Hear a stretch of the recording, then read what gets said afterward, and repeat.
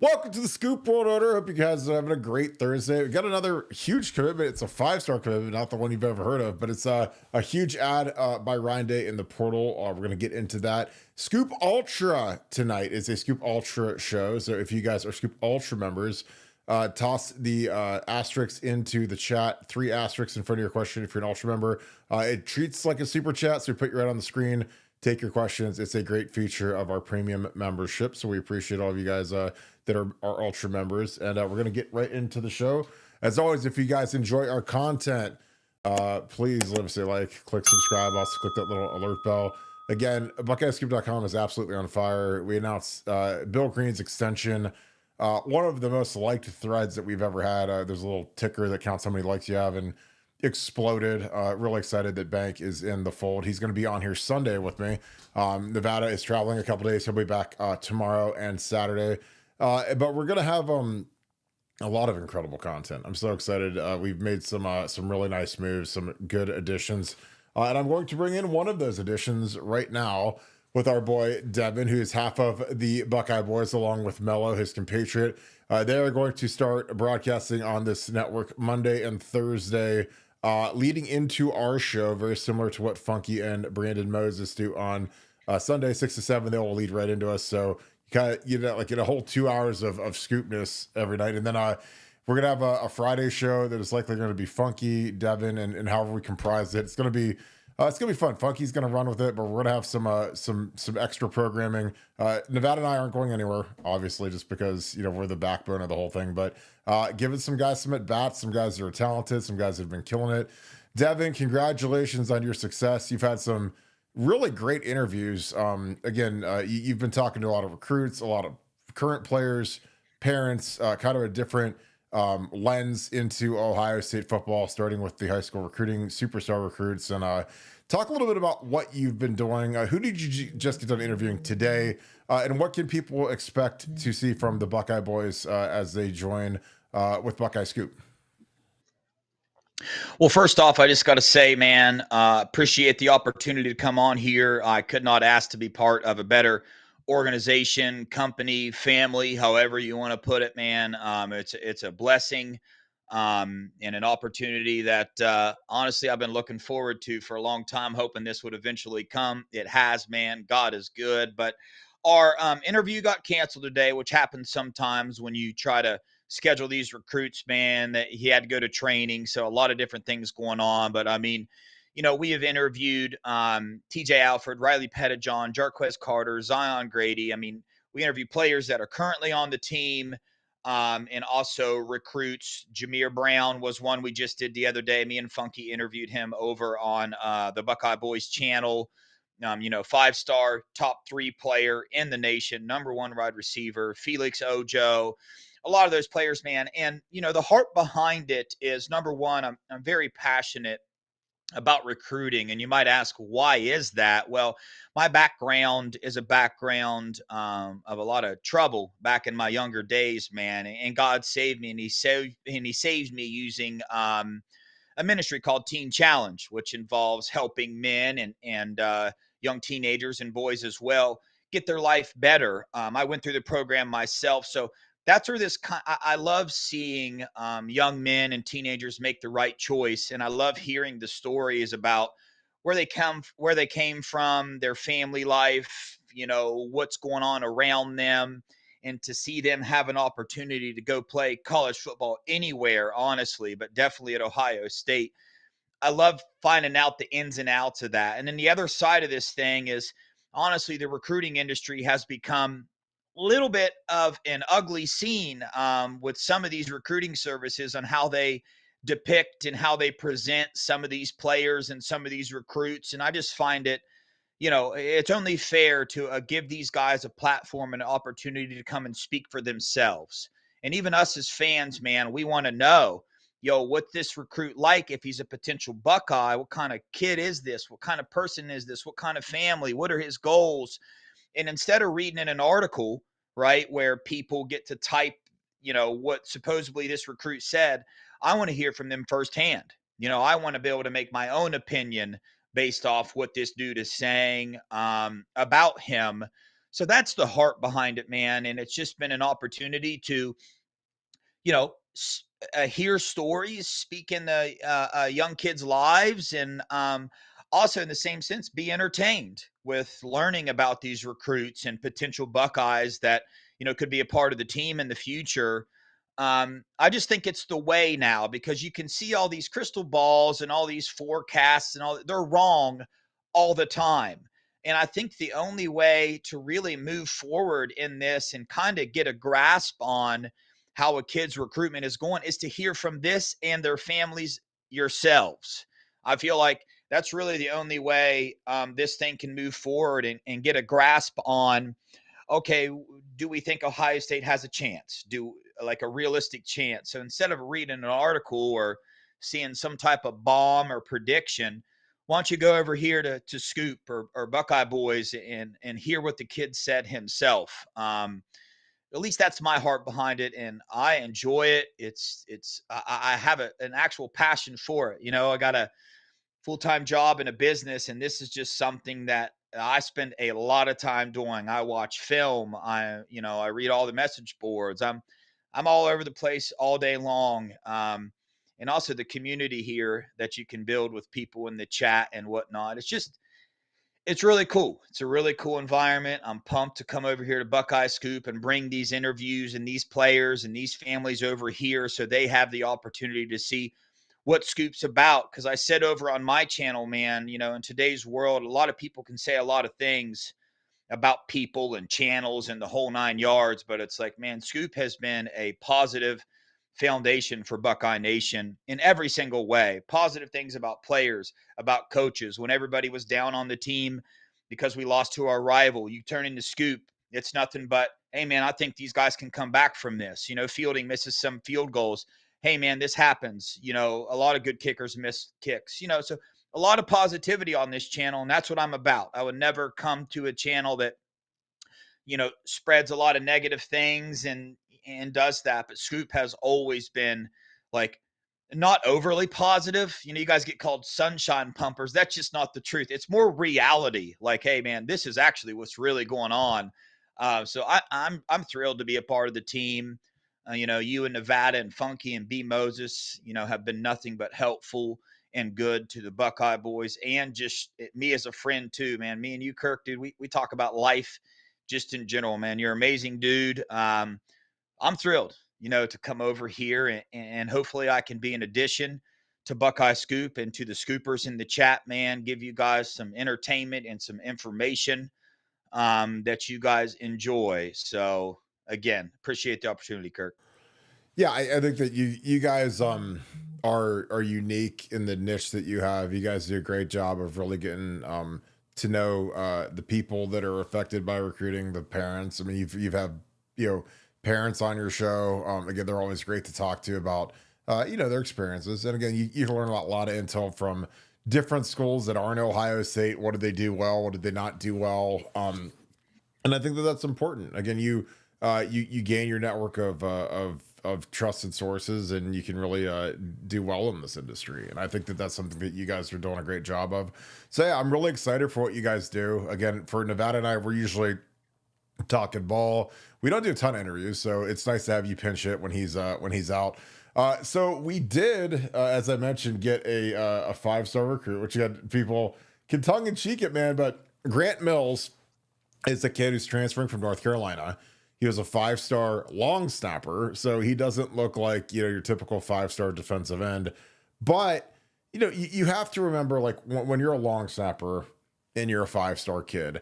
I played with one of the greatest long snappers in Ohio State history. I didn't play with him, I coached with him, and it's killing me. His name's escaping me. He was from Atlanta.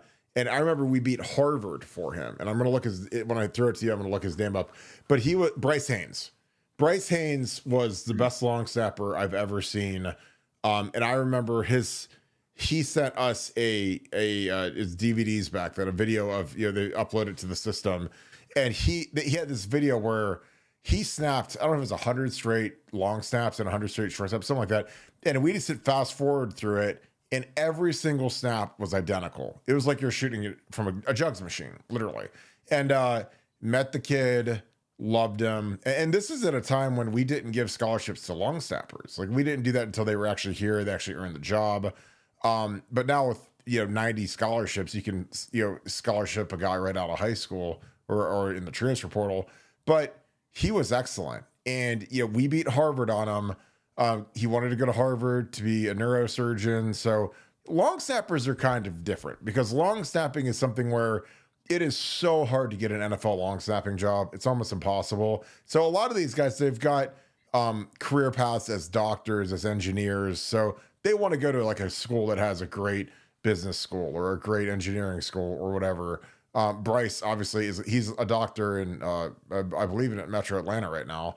One of the greatest kids I've ever met. But this kid kind of fits that bill. He's really sharp, excellent snapper. In the old, I still call it the Army All-American game, but it's just the All-American game. Army is not the primary sponsor anymore. But in what used to be the Army All-American game, he was the long snapper for the All-Star team. So and he's got 4 years of eligibility left, which is the greatest. I mean, that's music to my ears because basically, he's going to be here for 4 years and we'll have consistent short and deep snaps. Devon, I know that I might be more excited about long snappers than other people, but I know what great snappers look like and I know how important they are, especially, when you need to hit that clutch field goal to win a game. If the operation and mechanics between the long snapper holder, kicker, or the long snapper and the punter don't go the right way, it could be a catastrophe. And I'm excited about this kid. What are your thoughts on that? Yeah, man, I am too. Anybody that, has watched me before on a show knows I'm pretty obsessed with special teams, man. And this is one of those commits where, it's going to go under the radar, not going to get talked about a whole lot, but it's the old saying where you don't really think about how much you need a long snapper until you need a long snapper. I've just watched too many football games that have been affected by a bad snap, on a field goal attempt, man. So, dude, you want that? It might not be, and again, dude, I said this on the other show, but going to get judged for this comment. But it might not be one of the harder jobs on the field, like compared to what an O lineman or quarterback or something has to do. But it's just as important in the moment. I mean, less moments to have an important moment, but still that moment, dude, if it's not done correctly, you're going to be complaining. You might not jump for joy. We got a long snapper, but I promise you, if he made a mistake, you would let him know. So I'm excited about the pickup. I love it, man. Any addition to this team, I love that special teams is getting some attention. That's something here with Ryan Day we've always wanted to happen. Let's get a little more emphasis on these special teams. Let's make some things happen here. So when you see that this coaching staff and Ryan Day are taking the time out to look in this portal for a long snapper, I believe we lost one in the portal. So let's get him replaced. Let's go out there and get somebody that's going to add some value to this team. So I love it. I want to shout out my dude Mello. You guys heard my little speech about recruiting, dude. He shares the same passion that I do with this thing as well. So he's very passionate about it. I couldn't ask to have a better partner by my side talking about this thing and doing the interview. So I had to give him a shout out. But amazing pickup in the portal. Small one, going to go under the radar. But by God, if he had a bad snap, I bet you it wouldn't go under the radar. So let's get excited. Yeah, I feel like we added you guys in the portal. We added you and Mello to the team. So it's a good feeling, man. Yeah, I love long snappers. Like I played Kyle Andrews as a senior my freshman year, and then I had Chucky Norman, who was awesome and really, really consistent. Like I don't. And again, this is just probably the Jim Tressalism. I don't remember us ever having a bad snap in my career. Now, somebody can point me and say, Kirk, well, we missed this field goal, but like our operation when we had Mike Nugent and Josh Houston and even Ryan Pretorius, some of the guys that I had later in my career.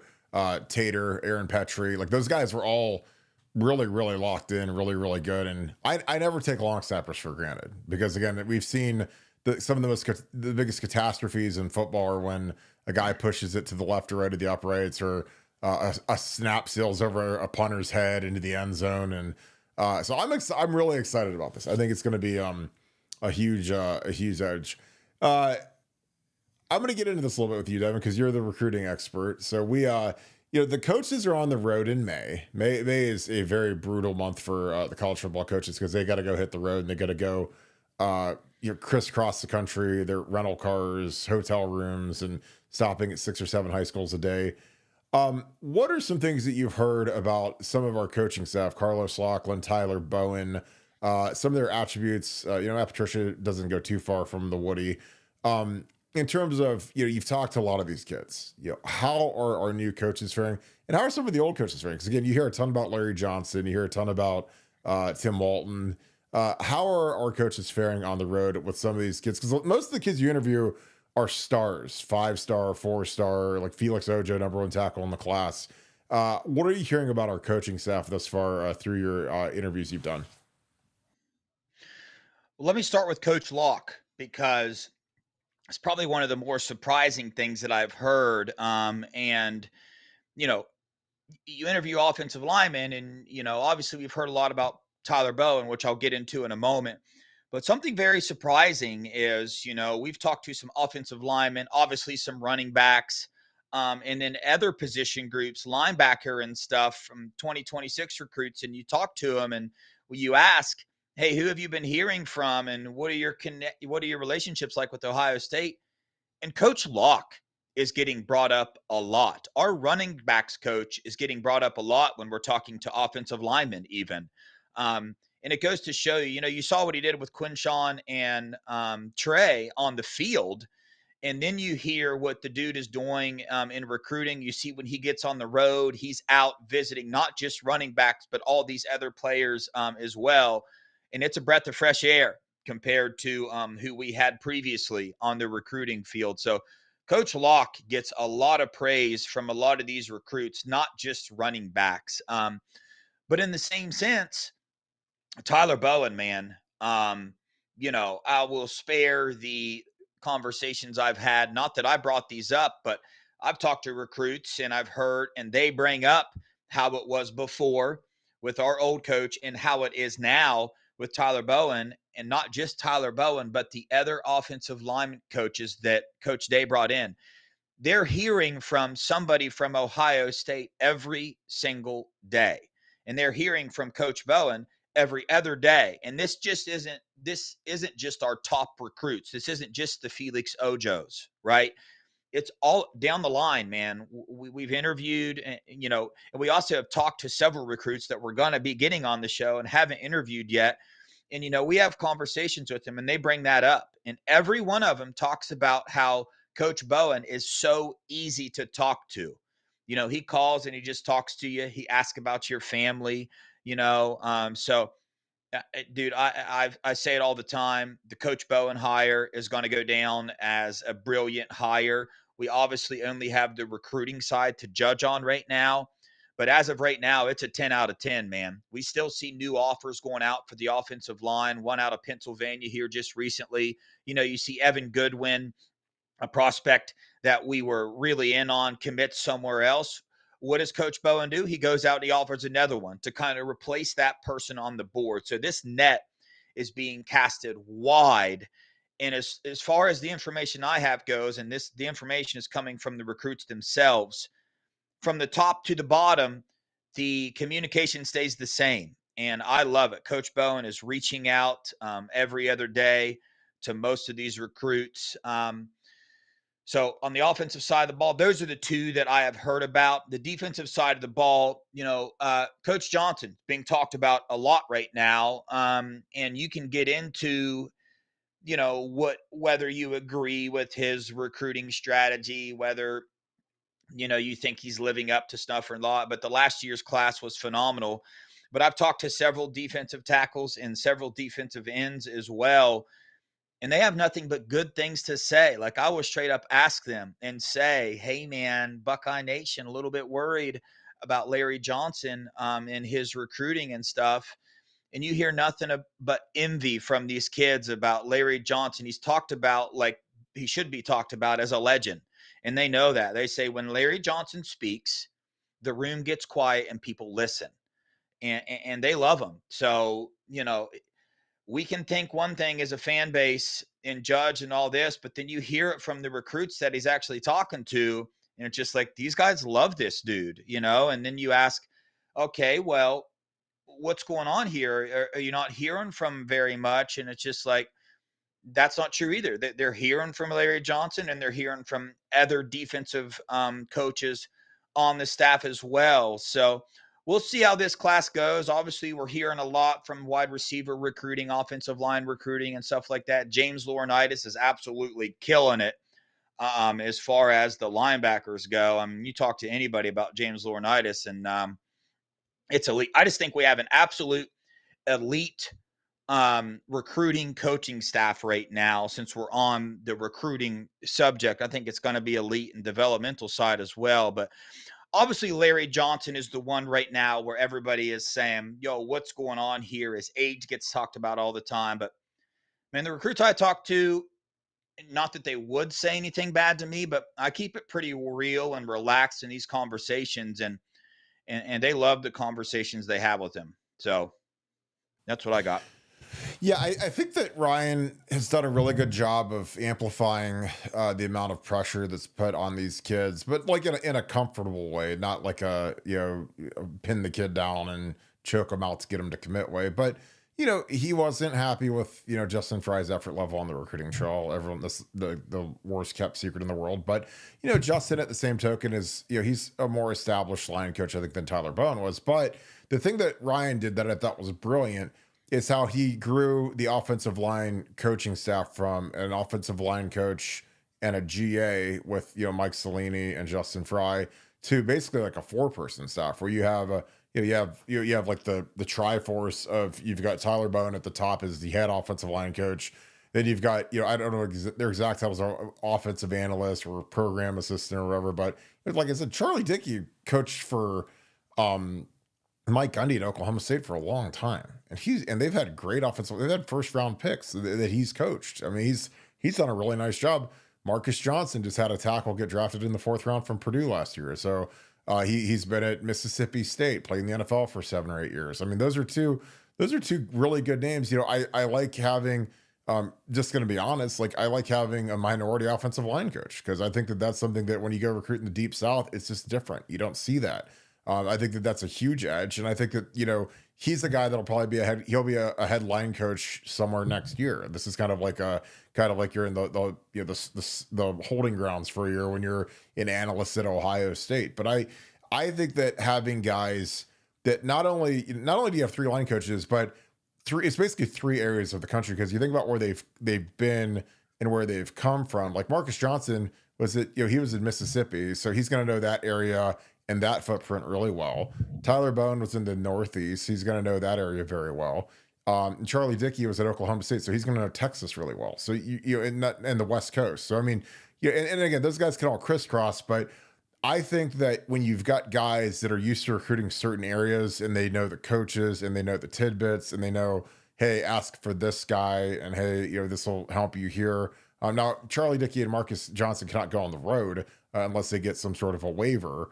But I think that having Tyler Bowen, who's obviously a fantastic recruiter, out on the road is great. But having those other 2 guys back at home base at the Woody Hayes recruiting, I think is something that we just flat out didn't have last year. Last year we had Mike Cellini, who did a great job as a GA. He's now the offensive line coach at UNLV with Corey Dennis and Dan Mullen. But I think that is something when you're casting a giant. That's why I always talk about with offensive line. You got to take 4 or 5 guys in every class. Like, you don't do that at any other position. You don't do that at receiver. You don't do that at defensive line, unless you have a ton of attrition in the transfer portal or a bunch of early draft entries. Like, you're not taking 4 or 5 guys. The O-line, you're taking 4 or 5 guys every year. So you've got to go offer 50 guys, and you just to get in the game, because it's not like there's the top 10 linemen in the country. Okay, let's just offer those 10, and if we get 5 of them, great. It's like, no, because you got to beat Oregon and Bama and Georgia and Texas and USC on those linemen. So you got to cast a really wide net. And, when you cast that wide net to keep everybody interested and keep the communication lines going, like, it helps to have coaches that have been doing it. And so, like, if I'm those guys and I'm on a team like that, I'm like, this is amazing. And I think that, as these kids came through for spring ball, when all of a sudden they're seeing, wow, these guys got 3 line coaches. And like, again, I'm the only guy in the world that can speak on this because I literally I was the grad assistant with Ed Warner. I was one of the 2 line coaches. And, when we would run a drill and you've got, 18 guys in the O line, you're running a drill with, 2 guys on offense, 2 guys on defense, and then you switch, and there's a lot of standing around. When you have 3 guys and maybe even a 4th guy, and there's 4 different stations, a lot more reps can happen, and there's a lot more coaching, and you can have your eyeballs on certain players. So I think that the development of the offensive line, which initially when we hired Tyler Bowden, I wasn't skeptical, but I was like, look, he hasn't coached the offensive line in like 7 years. I mean, he's been a tight ends coach and an OC, and that's great. But, but then you bring in 2, stone cold offensive line coaches to, kind of supplement it. I think it's just pure genius by Ryan Day. It's the ability to take advantage of the resources Ohio State has, which is a lot. Again, when we need money, we can go shake the trees and go talk to the Schottensteins and some of the other big families. And say, hey, can we get a little bit more money so we can do this? And yep, here's a check. Let's go. Let's ride. And I love it because it makes me thrilled to see Ryan be so progressive with how he builds this coaching staff out. In terms of Coach Locke, again, he's a different cat because he's from Montgomery, Alabama. He's a Southern coach. He knows that footprint really well. What impact has he had? Because specifically, I was really intrigued by that because that's right in the heart of Crimson Tide and Auburn Tiger country. And we're going down there gangbusters now. And we got Turbo Rogers out of there. Obviously, Quinshawn being from Pike Road, Alabama, which is right next to Montgomery, is incredible. But talk about Coach Locke. He has become like kind of a shooting star over the last year. I mean, we just hired him literally like a year and a couple of weeks ago because it was like the middle of spring ball. And he showed up and he's become kind of like a rock star because he's tough. He's a great quote. Talk a little bit about what Coach Locke has brought to the staff because I think he's done a great job. Well, Coach Locke is what he says he is. If you've ever watched his interviews, man, he's a character, dude. You talk about, soft batch cookie, man. If your kid's a soft batch cookie, you better look in the mirror because you're a soft batch cookie, And he always says, man, he's not a recruiter. He's an elite relationship builder. And based off of what I'm hearing from these recruits that we've talked to, you see pictures all the time of out on the road and you'll see, Coach Locke going visiting kids in Ohio. And next thing you know it, dude, he's out in Alabama or out in Georgia taking pictures with kids, dude. So he's all over the place. And again, man, that was one of the things that surprised me is because, one of these recruits in specific, Darius Gray brought up, he's the number 1 interior offensive line in the country. And he talked about Coach Locke. That's what he talked about. The conversations he was having with Coach Locke about how he can help in the run game and all this stuff and how excited Coach Locke is for our running game this year. So you can see it. These recruits, when I asked them the question of who their contact is, I expect to hear Bowen. And this isn't a knock on Coach Bowen because he's doing phenomenal. What it is it's a praise for Coach Locke because one of the first coaches they bring up is Coach Locke. And they go into detail about it. So it's not like I'm pressing them like, hey, how's your relationship with Coach Locke? They're bringing that up on their own. So that tells you all you need to know. The person that you see in these interviews, that fire, that realness, that relationship builder, dude, it's contagious to these recruits. And when, Mello would say the same thing. He hears the same things I do. When you can see these kids on camera, for the kids that we have interviewed, when we get off the show with them, we talk for Darius Gray, we talked for 30 minutes after the interview off the air. And if you got to see him talk about Coach Locke, man, you can see, a little smile comes to his face and you can tell, man, Coach Locke brings that energy, man, very high energy. And that's just contagious, man. I wanted to hit on, as far as the offensive line, I love everything you said, man, because that's another thing that all these offensive linemen are bringing up. When I ask them about their visits, they bring up all the coaches and they say they love it. They love seeing all these coaches out there on the field. And, you're right. That net has to be casted wide because as you see last year, we had a hard time. We didn't fill the room. We got 3 recruits, man, So I think the exact opposite is going to happen this year. I wouldn't be surprised to see 6 offensive linemen signed. And unfortunately, maybe somebody getting pushed out of that room because we're in on some big dogs right now. And Ryan Day is not going to shy away from bringing in the best players. And naturally, that might shove some people out. But that's the momentum that we got right now. But yeah, dude, Coach Locke, man, you saw the draft where Q and Trey went, man. I'm not sure Trey what was a second round pick, the trajectory he was going, and then Coach Locke comes in the room, and you see the changes that happens. You see the pass blocking step up.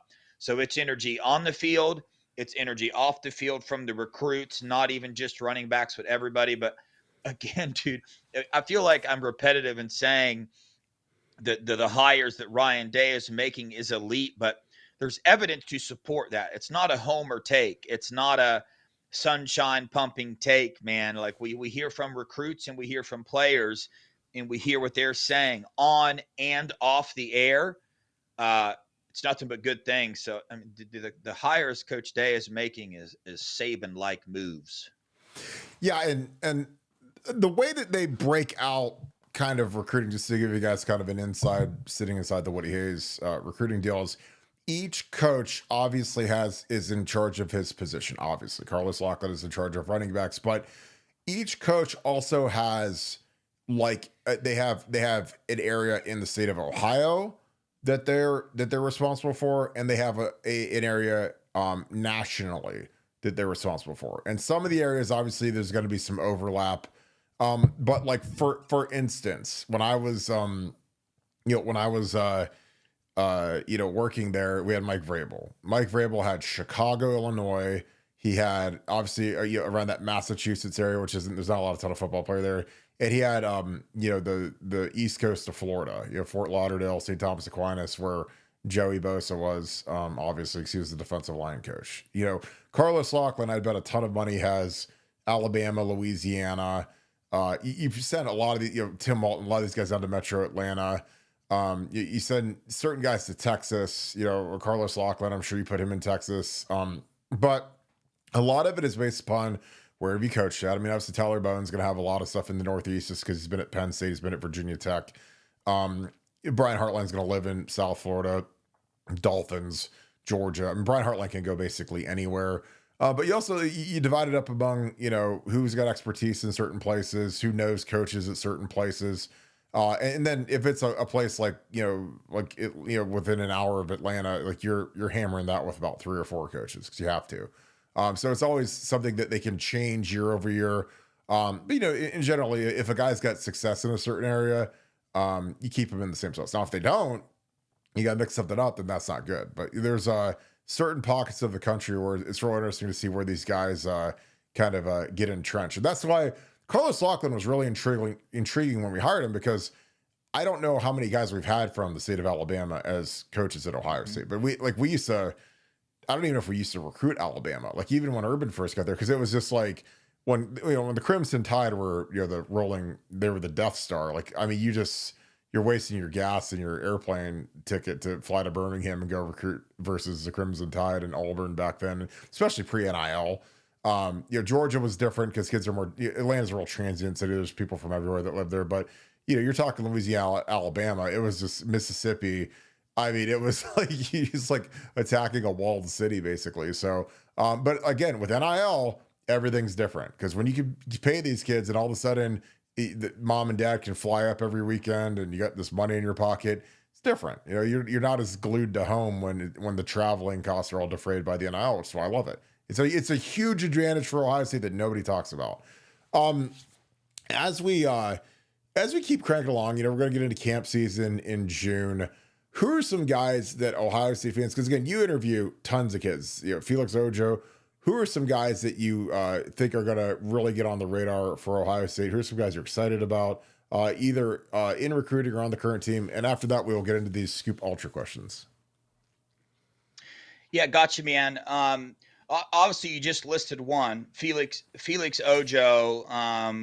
Before I ever knew anything about his connection with Ohio State or anything, watching the film, man, I think Felix Ojo is an absolute dog, one of the best tackles in the country. That is a Texas-Ohio State battle right now. Obviously, Texas is going to want to pay whatever they can, but, Felix Ojo is pretty far up there on Ryan Day's list.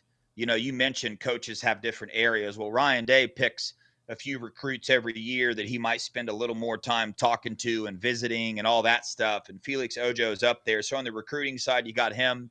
You got Sincere Johnson is another one who is just absolutely exploding. He was just at the Under Armour camp, and people are just talking about him being the most athletic linebacker, one of the most athletic linebackers in the class. Obviously, you got Tyler Atkinson, who is just an absolute freak of nature. I mean, dude's a day one starter where he signs, but Sincere Johnson is one to get extremely excited about if you're an Ohio State fan over there out of Glenville, that Glenville pipeline we got over there. But he is just becoming a very highly talked about recruit, and Ohio State has a lot of momentum there. As far as in the spring and some of this new classes and players that we got, man, Jarquez Carter is one, very hard to crack playing time as a freshman, being a defensive tackle. But, when you speak to him, when I did that interview with him, man, he's just about his business, obsessed with the weight room. Kirk, you talk about that all the time. You would tell these linemen, the offensive linemen, I'm sure the same with defensive linemen, get obsessed with the weight room, man. Get in there and get stronger. Well, that's that dude. He's very serious about his business. We just interviewed Zion Grady. He's the same way, man. He's going to be a stud here. The dude's already up to 260 pounds as a freshman. So he is very serious about his business. And then, of course, you got the linebackers, man. TJ Alfred, Riley Pettijohn. If you're a Buckeye fan, you know about them, dude. They are locked in. They're very serious. But, a lot of changes happen. We lost a lot of, skill to the NFL. And the talk in Buckeye Nation is the defensive line right now. Well, I'll put everybody, to ease your mind a little bit, man. We got, Matt Patricia in here who can help us overcome any lack of depth that we might have. When you got players like Arvell Reese is probably the one I'm most excited to see on defense. We didn't see much of him last year, but what we're hearing about him now and the fact that Matt Patricia comes in with a player like Arvell Reese and even Sonny Styles, I'm excited to see what he can do. You got Quincy Porter. Obviously, Mylan Graham is one that everybody's going to be excited about. So there's a lot of players to get excited about, man. And when they come back from this break, Ryan Day obviously gave them this long break. Get away from football a little bit, because when they come back, it's pedal to the metal. We talked to a couple of the players, and they know they think they know what they're about to run into, man. But Ohio State, it ain't no joke, man. That body by Marotti, it's the real deal. All these recruits or all these players, they mention him too, how important he is on the team, and the nutritionalists and dietitians there and what they're eating and whatnot. So it's an exciting time, man. A lot of these players that you see last year and you're like, man, when I watch them get on the field, I'm not really excited to watch them this year, dude. Well, it's a whole nother year, a whole nother training, and they go from being 3 deep last year to 2 deep this year to even starters. They're going to get different and more experience now just in practice. So they might not be the same, man, as they were last year. So don't judge a player based off of what you saw them get in a game for 5 minutes last year and they didn't come out and make a play, man. Players can change their body. They can change their skill. When you're surrounded in a place like Ohio State and the coaches that they have, man, you can get excited and have a lot of hope for some of these players that you might not think are going to make an impact, but you just never know, man. So I'm pumped, man, to watch Ohio State this year. Yeah, I think mentally for a lot of these kids, it's tough when mentally maybe you think JT Tuimoloau is going to declare for the draft and you're Kenyatta and, hey, this is going to be my time. And all of a sudden, a lot of these guys came back because of NIL. Like in the old days, those guys are all gone. And so the depth chart clears out. And, trust me, like when I was a true freshman and Shane Olivier, who was a 4-year starter, was in front of me, I knew like, I had to go get it and get ready for next year and prove myself. But I knew I wasn't going to start, because he was going to play. And, even if he got hurt, there was one more senior they'd move around. I knew how they'd configure the line so that they wouldn't have to burn my red shirt. But it's different when all of a sudden that job's up. Now Kenyatta and Kane Curry, they call first huddle, man, first offense, first defense. They're running out there, and it's a different deal. And I'm excited to see these guys step up.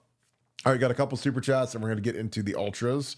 Roy Cohn, fan, thank you for the 5. He says, you guys and Menace have great shows. Keep up the great work. And Devon, OH.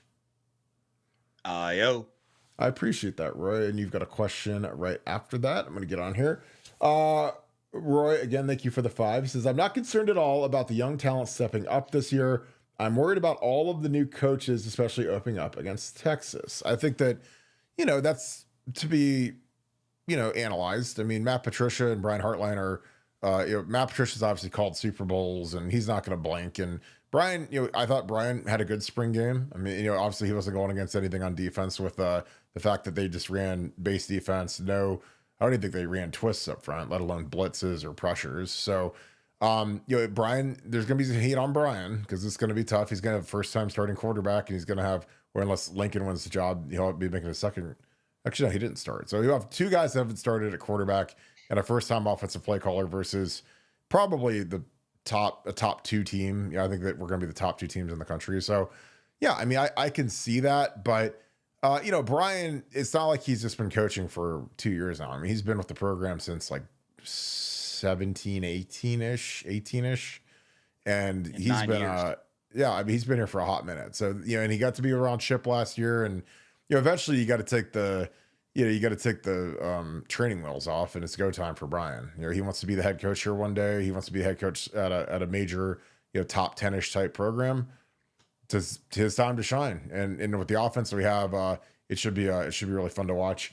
Devin, I'm going to read the question real quick. Roy Cohn fan, again, thanks for the 5. He says, I'm not concerned at all about the young talent stepping up this year. I'm worried about all of the new coaches, especially opening up in Texas. What are your thoughts? Yeah, I mean, there's just things about college football with the turnover, with all the players and coaches. It's going to happen. This isn't the first time this has happened to Ohio State. It's not the first time this has happened to Ryan Day. To that, I'll say, man, one thing to pay attention to this year that I'm awful excited about is that a lot of weight just got lifted off of Ryan Day's shoulders, man. He did an interview with Josh Pate that I watched today, and you can tell, man, and even in his press conferences before that, you can tell the dude is a little bit different this year, a little bit lighter on his feet, little less wrinkles around his eyes. And has to dye his beard a little less this year. That's a joke. Dude doesn't dye his beard. But so I'm excited. You're going to have those growing pains. But, he said today in his interview, man, him and Brian Hartline have been together for 9 years.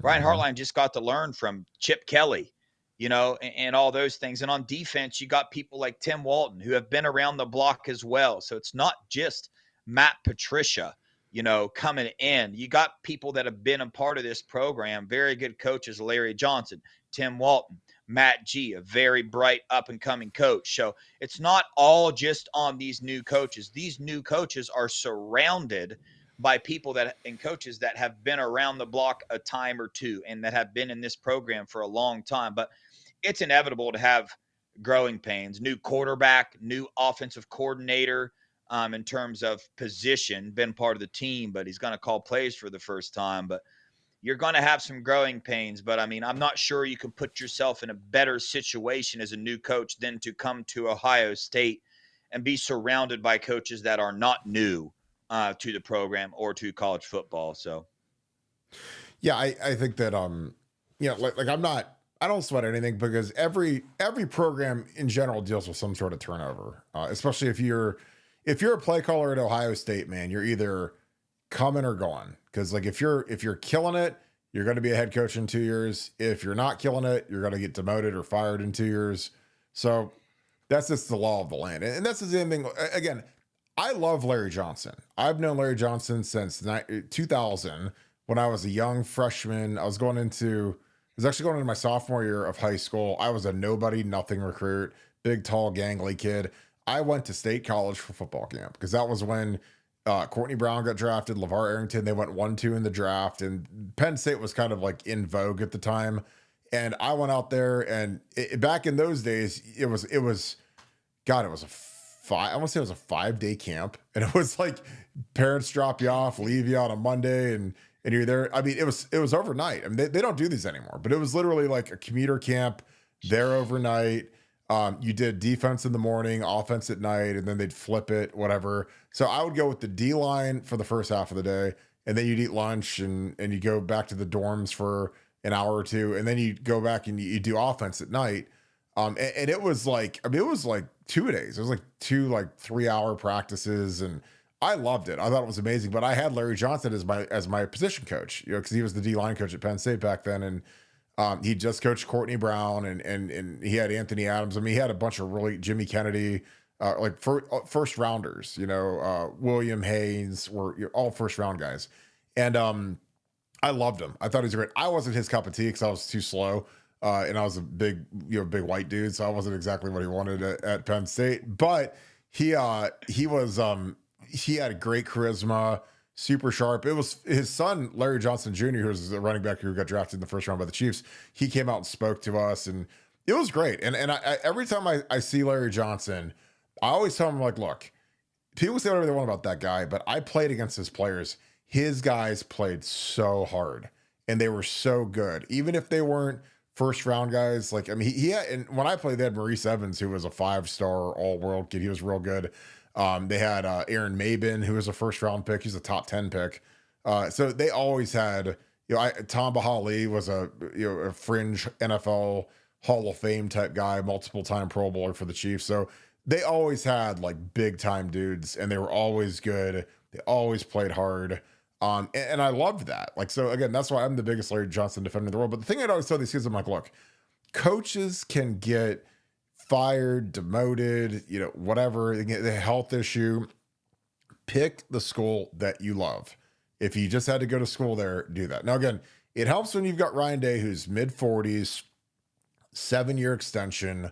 Like, that gives you a little bit of okay, I'll probably get through my career with him as my head coach. But I also was, I was in college football when Charlie Weiss got a 10-year extension after like 7 games, and he got fired after like 4 years. So, again, those extensions are great, but sometimes they just lead to really long buyouts. But again, I know that everyone's going to use Larry's age against him, but he's making $1 million a year to coach the D line, and he's doing a really good job of it. So, I mean, I'm not saying like he wants to go lay by the beach for a while, but I mean, it's a lot of money to walk away from. And he's good, and he's in shape, and I don't know, like, he's losing all this weight, man. I think that he's going to be reinvigorated this year. That he's dropped about 40 pounds. This is great. I love you guys who did this. Wixon Diet. So Devon, on last night's show, I called Caden Dixon Wyatt Wixon Diet. So I kept calling him Wixon Diet. Really? Yeah. It sounds like some sort of a Ozempic pill, the Wixon Diet. But I love you guys so much that are this creative. So someone made a YouTube called Wixon Diet, which is amazing. Says, any updates on defensive tackle Justin Kirkland from Oklahoma State? Not yet. I mean, I know that they're talking to him, but I like the kid. I don't know how much. I wouldn't pay him much. I think that he needs Larry Johnson more than Larry Johnson needs him. He'd be a great fit, but is he better than the guys we have? And what's it going to cost? Like, I'm not convinced that he's better than Will Smith and Tywan Malone and those guys, but he's older. He rotated in. He'd be the strongest player maybe in the entire team if he walked, and he's a 45 rep guy on the bench on the 225. So he'd be elite strength, but he needs refined. And I think that LJ would help him, but and good character kid. He was a captain last year. Zach Shador Sanders would be a good rotational upperclassman to have, but what's it cost, and what are his motives? Again, that's not a bad thing, but he's Mormon. He's from Utah. And if he wants to go play for BYU, God bless him. I mean, it'll be great for him. So, but I know that there's been communications. I'm not sure what the number looks like. I know BYU's got the guy that I think invented like Cliff Bar. One of those guys is a billionaire donor to BYU. So I don't know if he really wants that guy to eat all of his Cliff Bars after he does his 50 reps of 225. But that's all I have on Justin Kirkland. I think that it's still kind of in motion at this point. Devin, anything to add to that? Yeah, I mean, over on the Oklahoma State message boards, it's all BYU. I mean, everybody is just, I mean, they're sold over there.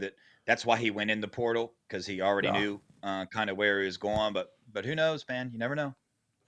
Yeah, I mean, that's kind of what I was thinking, just because, when you're in, when it's a religious thing, and he's a kid, he's a kid that I'm really happy for in the portal, because before the portal, he started at a very small school, and then he worked his way up to Oklahoma State.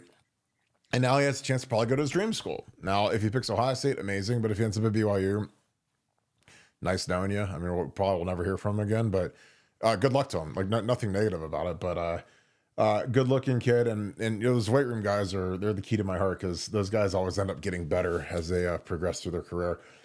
All right, let's get into the ultras. If you guys are Scoop Ultra members and you've got the little dot next to your name, type in 3 stars, 3 asterisks, and then type in your question, and I will get to it. That's how I search for them, so I'm very fancy, I know.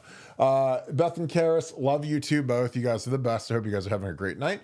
This is for Devon. Just want to say congratulations. Well-deserved, Devon OH. Yo. I love you guys. I appreciate you, Karis. They're at the meetups, Yeah, man, and they were the best. They were partying, and they said, and they were like, "Well, we got to figure out how to get home." I was like, "I'll get you guys an Uber because I love you guys. You guys are the best. You guys are on every show." So got the Uber by homies home. They had a little bit of fun at the meetup, and it was perfect, man. It was great seeing their smiling faces. Devin will get up to a meetup one day. It'll be fun. You'd love it. When you meet you meet everybody in person, man. It's like the greatest thing ever. It's so fun. Oh, I'd be stoked. Yeah. All right, Lady Buck, I'll let you go first on this one, Devin. Thanks for being an Ultra member. Appreciate you, my friend. She says, how do you know a recruit is not cut out to be a Buckeye? Devin, I'll let you go first, and you can kind of talk about the stuff that you've learned and everything else as you've been studying it. What do you think would make Ohio State eliminate a kid?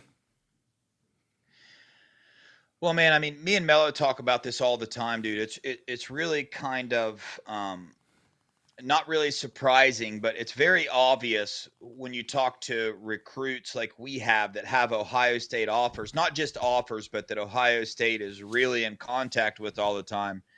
There's a definite pattern, and the pattern is extremely mature, very set on their goals, not money oriented. They want development, but more than anything, they want to go to a very tight family, faith based type of organization. And they have an elite support group around them. Parents, raise them the right way. Obviously, when I say right way, I mean, good morals, not all about the money. They have an end goal in mind. They're thinking about their future. They're not thinking about right here and right now. And if you have followed our interviews at all, you would come to the same conclusion. And me and Mela bring it up all the time, dude.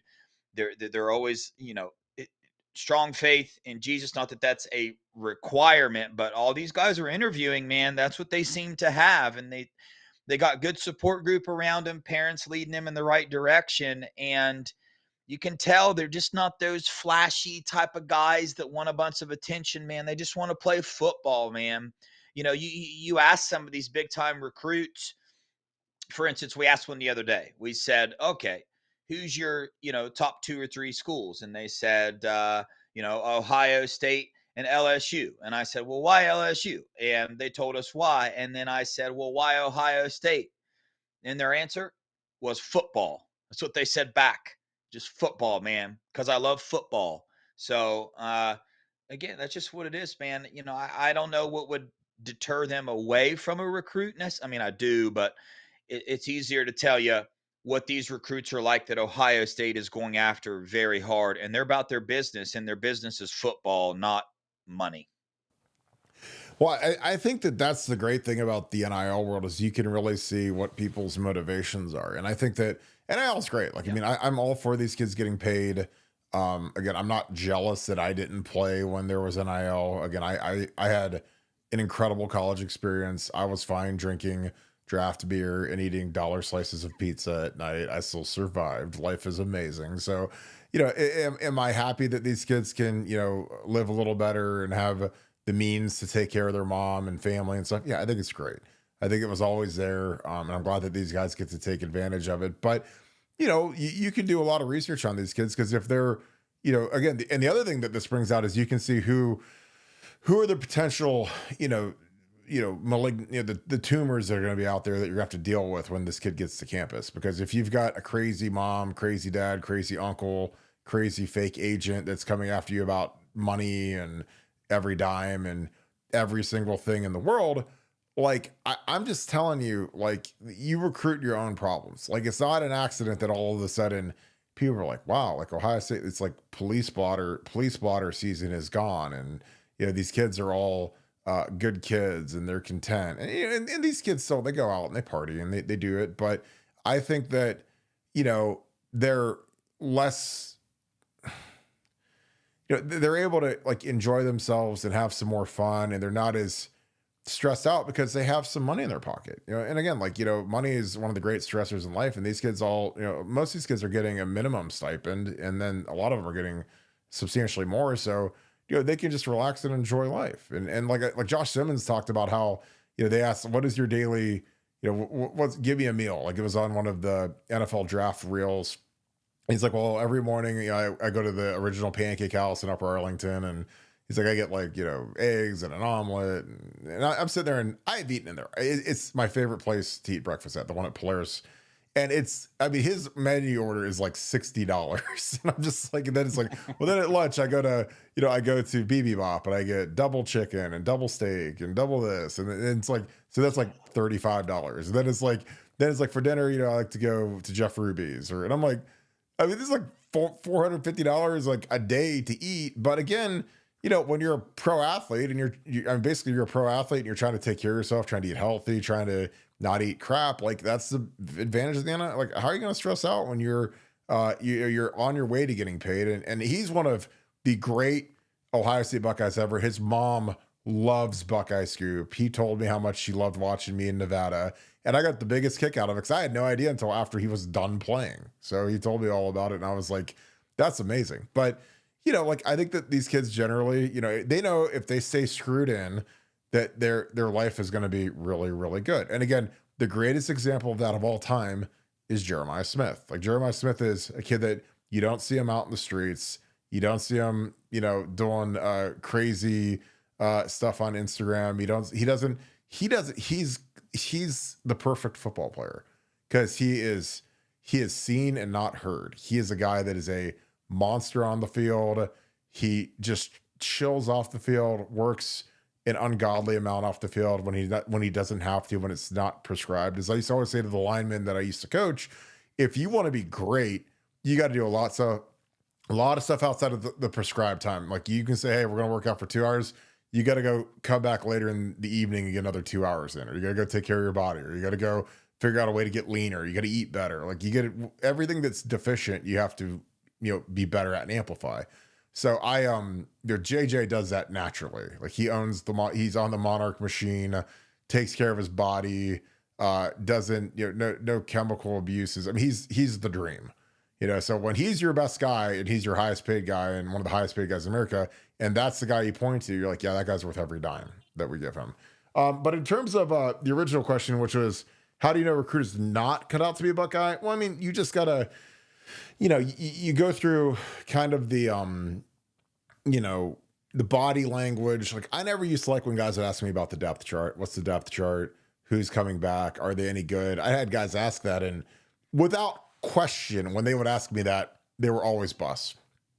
David Dawson at Michigan asked me that. He said, who's on the depth chart? And we used to make these fake depth charts when we were with Mark Pantoni, where it was, the path to the left tackle is it's like the yellow brick road. It's like, you get here and you're right there. This guy's a senior, and then by the time you show up, you're going to be first team left. We'd make these stupid, but that's part of recruiting. You're telling these kids, hey, the path to the field is right here. It's perfect. But I don't know. Like, when kids, and again, the good thing about these kids having official visits and being on campus is that your current players are like the ops. They're the ones that are going to tell you, hey, how was this kid?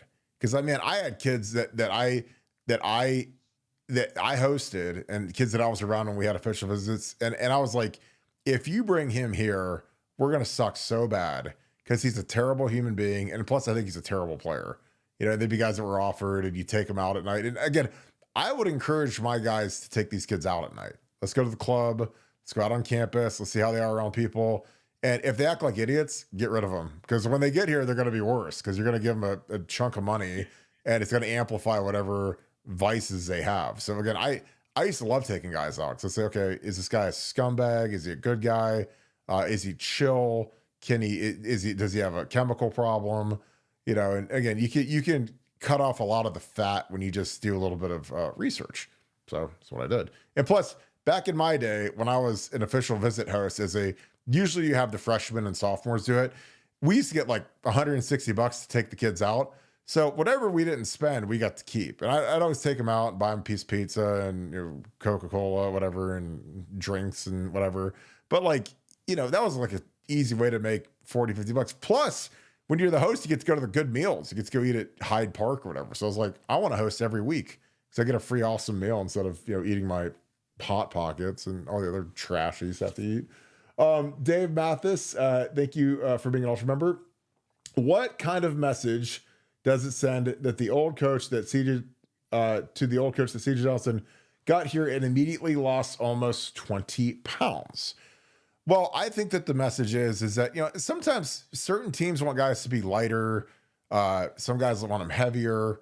Again, and I don't know if CJ took some time off during that month in the portal and was going on visits. And again, these visits you want to talk about a way to gain weight. Like if you're malnourished, man, go on a bunch of official visits and you'll look like Yokozuna after about, a month because you're eating truffle butter and seafood towers and the opulence. So I don't know. Devon, what do you think? What kind of message does it send that to the old coach at West Virginia that CJ Donald got here and immediately lost almost 20 pounds? What are your thoughts? First thing that comes to my mind is that this is an NFL factory. You know what I mean? Like you come here and you lose 20 pounds, man. That this coaching staff, you're surrounded by coaching staff that's going to get you ready for the professional league. I mean, if you're carrying 20 pounds of extra weight and, you've heard CJ talk about it, he didn't want to lose that weight when he came here, but now that he did, he's glad that he did. So you're just surrounded by elite coaches that know how to get you ready for a potential NFL career. It's like going from little league to, all right, now I'm getting ready for the major leagues. And, the draft just proves that. So, I mean, that's the message, dude. This is NFL type of football you're playing here at Ohio State. Well, yeah. And like I said, because I lived this, I have a great example of this. When I was in the NFL and I played for the Detroit Lions, I was 337. I was the biggest I'd ever been in my life. I was huge. And legitimately, they wanted a big, monstrous offensive line that could move guys. And I was going against Ndamukong Suh every day and like these big monsters, because that's what some coaches want, big, huge linemen that can just plow guys over. I got cut and I got claimed by the Denver Broncos, who always famously had really small linemen. And they sent me a thing that said your report weight is to be 305 pounds. And I called them and I'm like, I'm 337 right now. And this is like a month away. And I'm like, I'm 337. You guys claimed me, like, you guys know how big I was. And it's like, well, we'll give you the 310.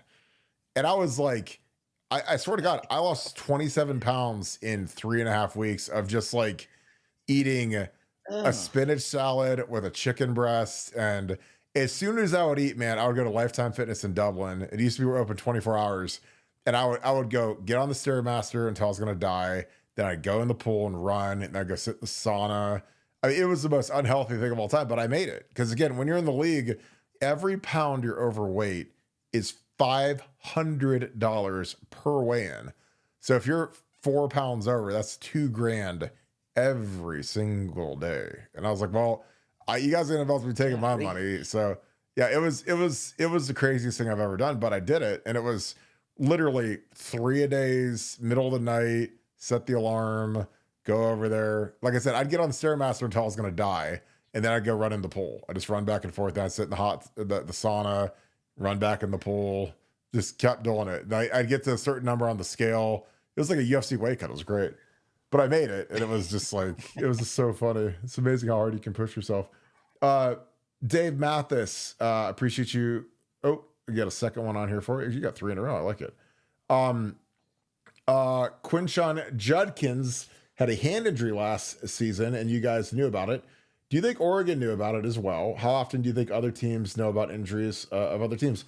I don't think that they did. I knew that Quinshon is such a barbarian monster tough guy that he literally didn't even want to wear a cast on he had a broken bone in his hand because he didn't want anybody to know about it. But we knew about it because we know everything. But it was amazing because like, he fumbled in that game. And I said, well, they probably, balls in the broken hand and they punched it. It probably hurt like, the Dickens and balls on the ground. And so they got lucky, and that was Harmon, the first rounder, and he made a nice play. But yeah, I mean, it's tough. I mean, because you don't want a team to see your weakness. But again, with Quinshon, if they put a big cast on it, can he still carry the ball, still grip it? And again, he probably was paranoid that he'd fumble and fumbled anyways. It all worked out. He won the national championship, was a second round pick. But I think, if you keep stuff under wraps, it's hard to tell because there's a lot of times. I mean, there was a time when we reported that there was an injury in 2019 and Mark Pantoni didn't even know who it was. And we said there's a guy that's going to miss the game on Saturday. And, people in the Woody Hayes didn't even know who it was. So we did.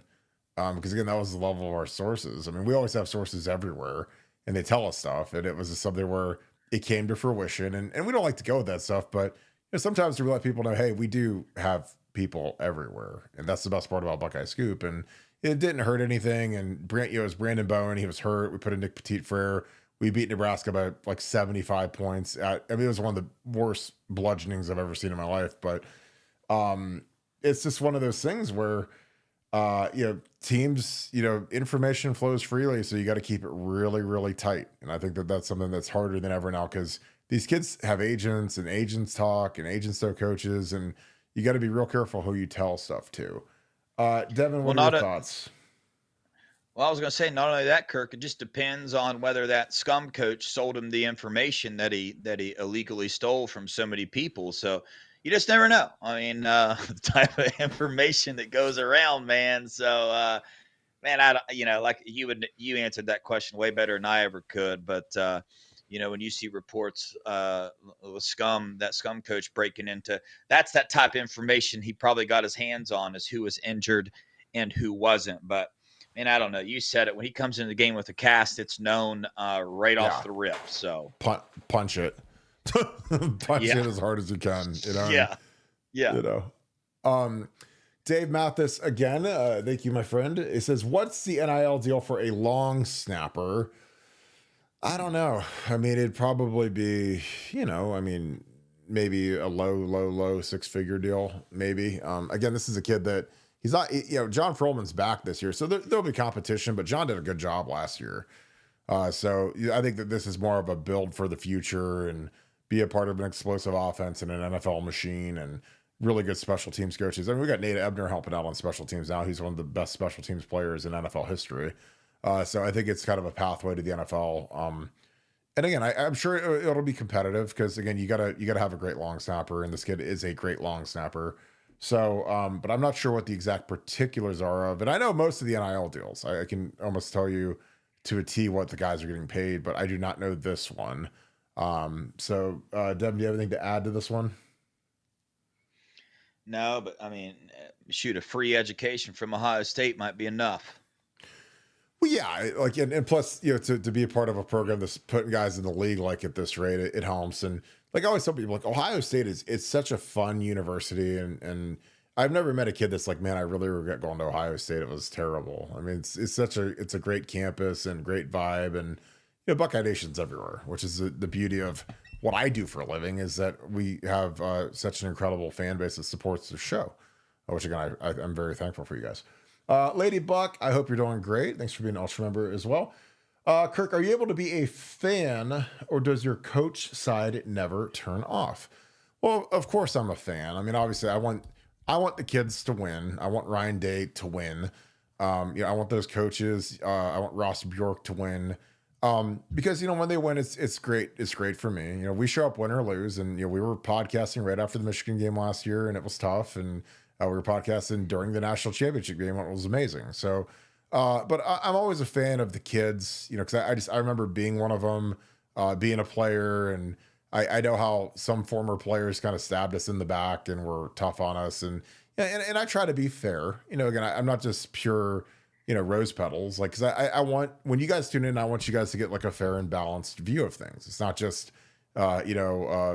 glossing over things and everything's great, but there's also a different side where people kind of come off the top rope on these kids and on Ryan Day. And I don't think that that's fair either.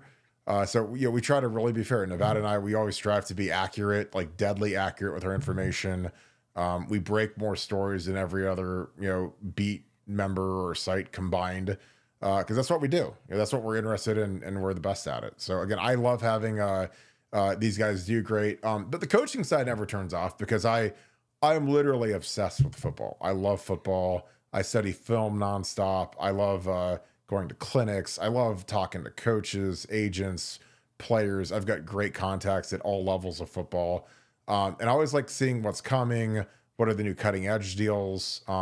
Because I feel like it adds value for the folks, for you guys. Like when you guys are watching, you guys know that I don't just roll the ball out there.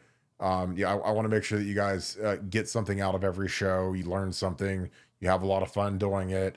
And it's something that you really look forward to. So, Devon, what about you? Are you able to turn off the fan, or I guess you don't have a coach? You don't really have a coach side, but like you have a fan side, and then you work in this thing now. You're a media member now. Does that turn off ever? It does. I mean, you got to be realistic. You said it, when you're trying to like give information to people, you can't just always have your scarlet glasses on and saying, when you talk about Julian saying, man, the truth is we've never seen him really play a snap of football. So I can't come out here and say, oh yeah, dude, he's CJ Stroud. He's going out. He's going to do this thing. So, I mean, you have to be able to. People are eventually going to stop wanting to hear from you if all you have to say is everything you feel as a fan. And definitely, I mean, after the Scum game, I couldn't turn it off, which is why I did not do a show. So you got to be able to turn that off and back on, and understand, have some discernment on when you can be a fan and when it's time to sit down and actually talk football. Yeah. Barb, what is up, my girl? Your dog is so beautiful. I hope you're doing great. And thanks for being an Ultra member as well. Is anything being done about our terrible field conditions? That's a great question. Nebraska was getting a new one. Second, can any of you listeners influence promo for year-end hardware? We try in terms of the field. I have a lot of theories on it. I know that they said they were going to take down some of the silt, which is it's like a sand and crushed up tire rubber mixture, and they said that's why guys were slipping. I don't think it's great to have all these concerts. Now again, the concerts are here to stay because they need to make as much money as possible. They're going to fill the building up, and so you got to have a hockey game, and you got to have 3 or 4 concerts, and I don't think that putting all that weight on the field is great. Now again, I could be crazy, but I don't remember the field ever being this bad. But I think that they're looking at it because again, our guys slip at a rate where it's like they're on ice. Sometimes you got guys like Emeka Egbuka and Jackson's with the jig bug getting hurt and falling down, and it's not acceptable. And Ryan, I'm sure it's driving Ryan Day crazy. And our facilities people, our turf people are really good. But we can't really go back to grass because then you can't do the concerts. So it's like the natural grass thing ain't going to happen. And we could never go good grass anyways, because when they cut double A, so the shoe was at A deck, used to be the lowest level, but then they added the double A deck seats where the recruits sit, and they had to dig down into the stadium. So we could never get good grass after that. Our grass always used to stink. It was real slippery, and I hated it. I liked our turf much better. But yeah, I don't know if they're going to uproot it, but I mean, it's like $1 million to do. It's an expensive operation. So be interesting to see if it's any better. And second, can you or any listeners influence promo for the year-end hardware?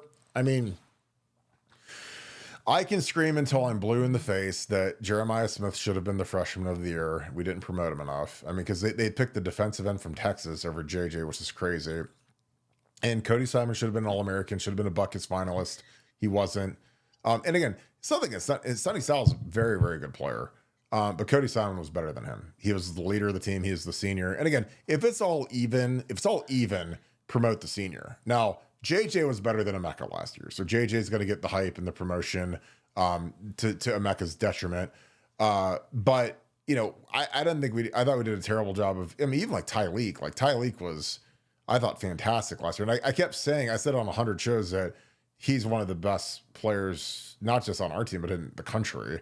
Because I'd watch the tape and I just watch him just massacre these poor guards, push them in the backfield 5 yards. And, like Tyleek's thing is, his biggest strength is also his biggest weakness is that he's so big, so heavy, so explosive, 335 pounds, but you get tired. So there's some plays where he takes it off, doesn't look as good. But when he's turned up and he's not huffing, he's the hardest guy to block in America, I thought last year. I'd watch him just murder these guys from Oregon and Tennessee and Notre Dame. And I was like, they had no answer for that kid. And that's why I went the first round. And again, rightfully so, because I thought he was incredible.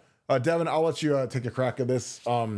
Anything on the terrible field conditions? And also, do you think that you or any listeners can do any more promo for Year in Hardware? And again, we bag on the SID to death because I think he does a terrible job of promoting these kids, but it is what it is. Like our Heisman campaign for Marvin Harrison was like, Here Comes the Sun, which is like a Beatles song that there isn't a single recruit that knows what that means. And everything I would do in terms of promotional value would be geared towards what does a 17-year-old kid that runs a 4.3 40 from Belglade, Florida, or from St. Thomas Aquinas or Monsignor Pace or American Heritage, where Ennis is from. If they think it's cool, then it's a thumbs up. If they don't know what Here Comes the Sun means, like the Marvin Harrison campaign, then it's just it's a waste of time, money, graphic design. It's just stupid. So that's my lens for everything. What are your thoughts, Dev? Dude, the slipping last year was one of the most aggravating things to watch. And I know you bring up that it's expensive, but I mean, $1 million to Ohio State, and this is something that can be done in like it could be. They're not using the field; it can be done right now. So I don't know. In my opinion, I don't see how you don't just put in a dang new field. As far as the influence into the year hardware, I mean, the only thing we can do is talk about the players to the audience that listens to us. I mean, that's all that can be done, short of getting rid of whose job it is in the first place, and they don't do it. All we can do is what we can do. So, yeah. Barb Barrett, thank you for being an Ultra member. Again, love you, girl. He says, love the show. Congrats to Dev and Mello, Devin OH. Yo. Appreciate you. Appreciate you, Barb. Firefish, if you have another question, please type in your question after this. I think you might have accidentally sent enter too early, but make sure you type that out for me. Beth and Karis again. I'm not worried about Texas. I think we are solid. How much of a recruit how much of a recruit will fit in the locker room is taken into account. Yeah, I think that's huge. Again, like with the portal, we took Bo Atkinson. Great kid, great family, tough kid. Sonny Styles really liked him. So you get all those things kind of cooked together, and when you bring a kid in and pay him, especially in the portal, and he's taking someone's job, he better be like a good kid. You don't want to pay some kid and he turns into a cancer. That's the worst thing you could do. That could destroy your program almost instantly. And same with NFL free agency. But the culture of Ohio State is hard work. That's it. If you work hard, you do the right things, you're going to fit in great. And if you don't, you're not. And they're going to ask you to leave and transfer to somewhere else. So again, I think that's the thought. Devin, your thoughts on the locker rooms. You talk to a lot of these recruits, and I'm sure that you've met predominantly really good kids, great kids. There probably haven't been too many where you're like, I don't want to talk to that kid. I met a ton of those when I was in, playing, coaching, where it's just like, I just don't, I had an offensive lineman that showed up and we were interested in him, and he didn't want to work out. He was in sandals. He didn't even bring cleats. And I'm like, dude, we got a camp today. He's like, are you not going to camp? He's like, no, I'm just going to watch in my sandals and my socks on. And I'm like, I mean, you're not that guy. Like, I mean, if you're Orlando Pace, you can do that. But when you're a fringe guy that we're into and you're just in socks and sandals, I'm like, you didn't bring any cleats. He's like, no, I left him at home. He was from Michigan. And I was like, all right. I mean, it was just like, I'm good. Thanks. Devin, your thoughts on how much will a recruit fit the locker room? How much does that take into account? I think that's number one. Yeah. I really, really do. I think to Ryan Day, that is absolutely number one. You can be the best player in the country, but if you don't fit Ohio State's culture, I don't think Ohio State's going after you. And that you might not agree, but based off of everything I know, and I've heard Ryan Day talk, and I talk to these recruits, I think it's number one. Yeah. Karis and Beth, appreciate you guys again. This is for Mello and Kirk. First, congrats to Mello, also well deserved. Love you, Mello. You're killing it, dude. To Kirk, Karis and I love the Scoop family. We look forward to the meetups. Thank you for being so welcoming. Well, I appreciate you guys. You guys, Steely, Sean, Schrock, like the whole crew that's always there. I love seeing you guys. It's always the best. I know I left some of you guys out. I can't remember everybody off the top of my head. It's a long day, but I love seeing you guys. This past meetup was my favorite one ever. Just because I love being able to sit and talk to everybody. I love being able to catch up, just see everybody for 10, 15, 20 minutes, bring everybody around one big table of all the Scoop folk and just have a time. Like I loved it. And again, they keep getting better. I love having them. And I love seeing you guys. So again, I appreciate you guys that show up. And I know that you guys all like seeing each other too. So that's always kind of a really fun thing about what we do. And I appreciate you guys that get out. And again, I always like I said, I just love seeing everybody. 4.0 creator, thanks for being an Ultra member. Urban is 7-0 versus Scum this season. Jimmy will retire with 0 wins over OSU. The reason Jimmy Harbaugh will retire with 0 wins over OSU. What do you guys think the win-loss would look like if Scum knew the plays that Urban was calling ahead of time? I mean, we had a pretty big talent gap on him a lot of those years, but the 16 game was tight. I mean, that one went to double overtime with Curtis Samuel getting that touchdown. 15 were much better than they were. 17 we shredded them. 18 we shredded them. So I don't know. I mean, in 16 when it was that double overtime, probably could have got us, but I mean, we just had better players than they did. And Harbaugh's at death's door before they started cheating, and he's a classic cheat and get out and leave the wreckage behind kind of guy. So I think maybe we could have lost one, maybe 6-1, but I still think we go 7-0 because Urban was a killer, man. Love him to death. Devon, what are your thoughts on that? 7-0. Yeah, I like that. I like that. I love Urban, man. He's great, and I'm just happy for Ryan's going to get it this year. And again, that big ring supersedes everything. Even that national championship, man. That's nothing makes people smile like wearing an Ohio State national championship shirt on vacation, or if it's like you and you live in Florida, Dev. It's a good thing to have. General Chrome, thank you for the 5.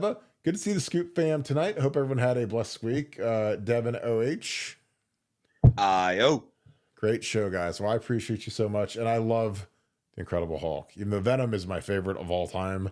But I love Marvel. So I'm a big Marvel guy. So I appreciate you, my dude. Harish, Chinisami. And again, if you could email me and so you can give me the correct pronunciation, because I do not want to not get your name right. So buckeyescoop@gmail.com. If you want to spell that out phonetically, I just want to make sure I'm nailing that, because I know that you super chat it. I do my best, but I just want to make sure I'm getting it right. So please let me know. What do you, and thank you for the 5. What do you think was holding back Kenyatta from being great last year? The tools are all there.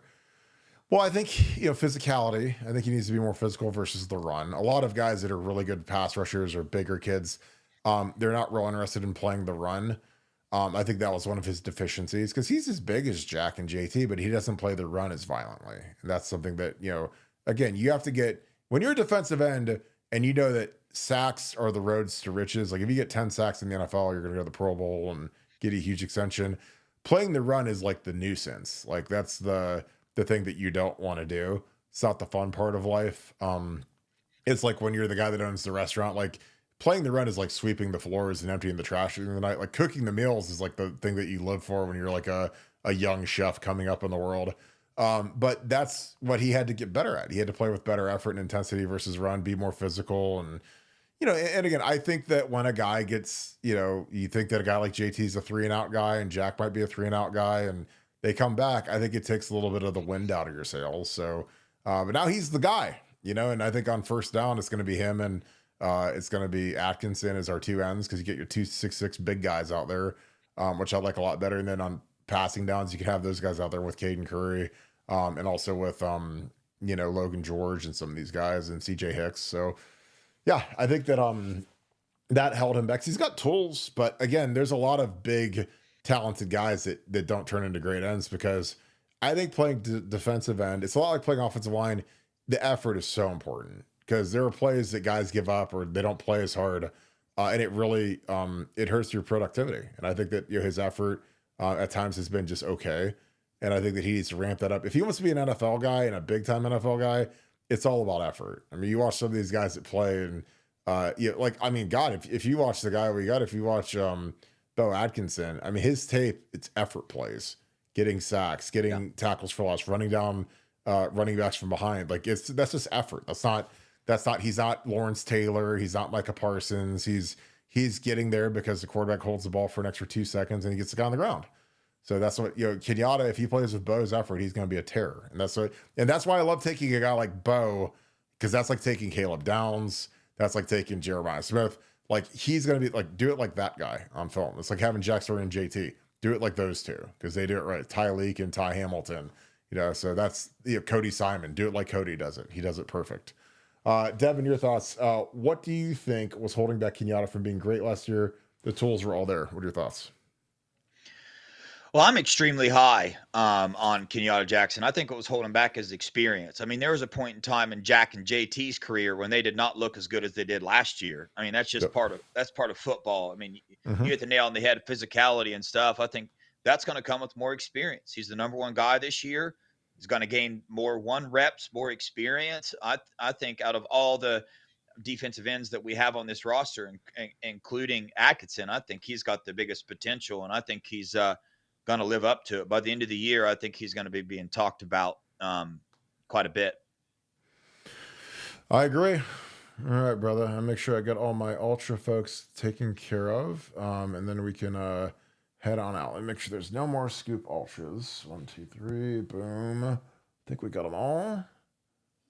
No, I lied. Dave Mathis got one more in at the bell. Appreciate you, my dude. Thoughts on us getting a W up north this year? Also, Scum is a pound the rock offense. How do you think they're transitioning to a passing game now, Devin OH? I think, like with the momentum we have and with our receivers, and I think our offensive line is going to be really good. I think we're going to be physical with James Peoples, and we're going to run the ball a lot to protect Julian Sane a little bit. I like the matchups. Mason Graham's gone. I mean, they have some really good players. Like, let's just be real. Like Kenneth Grant, Mason Graham, top 15 players in the draft. The end went in the top 3 or 4 rounds. Colson Loveland was a top 10 pick. They got great players, but I like our edge going into that game.